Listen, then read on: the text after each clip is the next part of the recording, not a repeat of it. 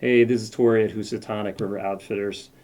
Today I'm going to show you how to tie one of my absolute all-time favorite flies. I don't claim credit for it because somebody's probably tied something pretty similar.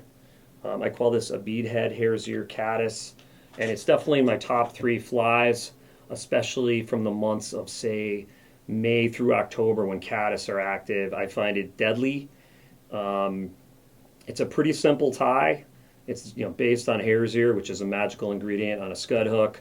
A couple little things I do maybe that are slightly different, but some other ones, I modified to make it look more like a caddis. It's a pretty simple fly. I'm all about catching fish, and I don't want a fly where I'm going to cry if I lose it on the bottom. Um, I do a copper bead and a copper rib, where typically with hare's ears you'll see more commonly gold beads, gold rib. I think fish see a lot of that, and that stuff still works even on heavily fished rivers, but I tend to use more things like copper and painted black or black nickel. I think it's just a little more stealthy. Fish see it a little less. And another thing I do when I do my hare's ear blends, I like to make it myself. I'll take electric clippers, the same ones I buzz my head with, and I'll clip the whole mask off, skipping the lightest colored hair, anything from tan or darker. And that's probably 70% of my blend. And then I'll put in maybe a half bag of gray squirrel or fox squirrel. That'll darken it a little and give it a little spike. And then I'll take a bag of hare's ear antron, and I'll take about half that bag, and then I'll cut it up in maybe half-inch pieces so it'll blend. So that's maybe another 10%. So we're up to about 90 now. And then that last 10% or so, I'll take different colors of ice dub, which I'm sure most of you are familiar with, and prism dub, which is an SLF product developed by Davey Watton, marketed by Wapsi, and it's very similar. They do a color they call hare's ear, and I'll use this in the blend, and I also use it for the collar. But I'll also take small amounts of ice dub in different colors. Think about the colors that are in a hare's mask. There's grays, tans, various shades of browns. I'll mix all those colors in there. I like to get like 5 or 6 different colors, and ice dub has a lot of UV colors, and I like to get a little UV in the fly. I can't say for sure it makes it more effective, but it seems like it does. I think it helps them pick the fly out. So I think we're ready to tie the fly now. I have a size 14 Tiemco 2049 scud hook. You can use any hook you want, Daiichi, Tiemco. There's a lot of good scud hooks. I most commonly tie it in 14s and 16s. I'll tie it as big as a 12, and I'll tie it as small as an 18. On this version I'm going to tie here, I'm going to use tungsten bead.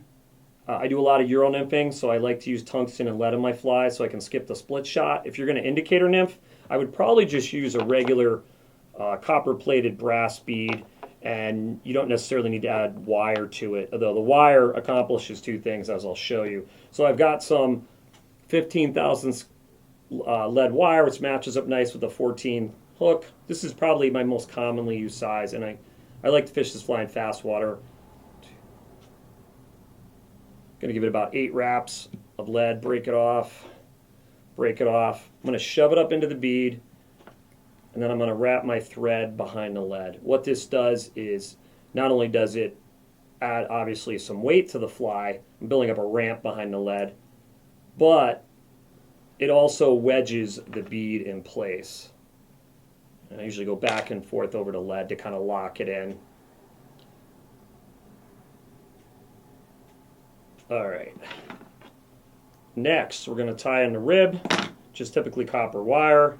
And by the way, guys, none of this is setting stone. If you want to do a gold bead and gold wire, you can do that. If you want to do a black bead and black wire, you could do that. It's all up to you. I'm using ultra wire copper in the brassy size. You could also use small. In the 14, I tend to lean toward the brassy so you can see the rib. And it's also a little more durable than the small wire because it's slightly thicker.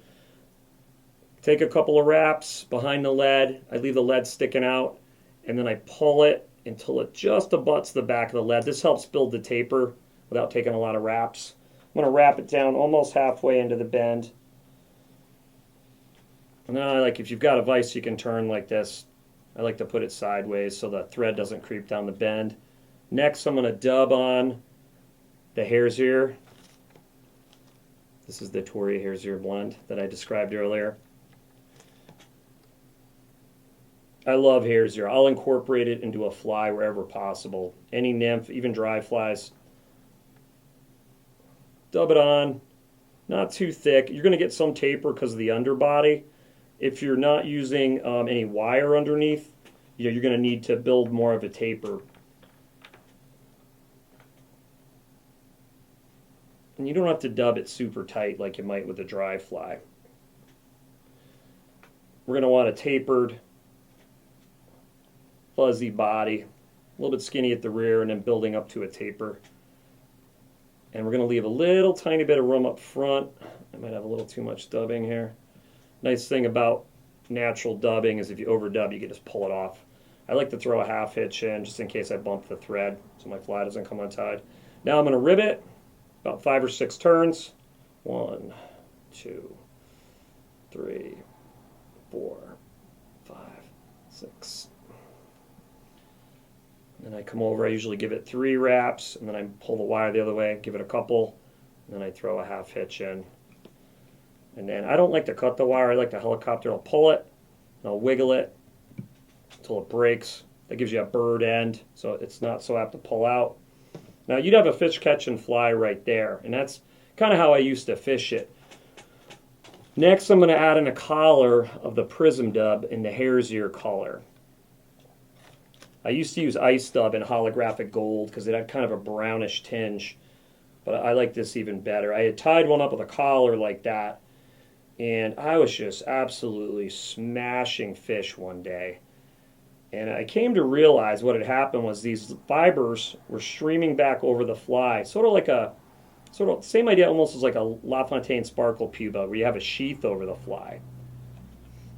So I'm going to dub this collar behind the bead. And then I usually just throw a few half hitches in here. I throw a couple in, tighten, and I'm just burying them between the bead and the dubbing. 3 or 4 will do it. All right. Almost done. Not quite. This has male Velcro on it. It's pretty darn worn out. I got to make a new one. You can buy this stuff at a fabric store. Just get a popsicle stick and glue it on. It's great for teasing out dubbing. So what I'm going to do, I'm going to rough it up. I'm going to treat it like it has 4 sides. Near side, top, far side, bottom. Now I'm going to brush that collar I just dubbed back over the fly so it streams over it.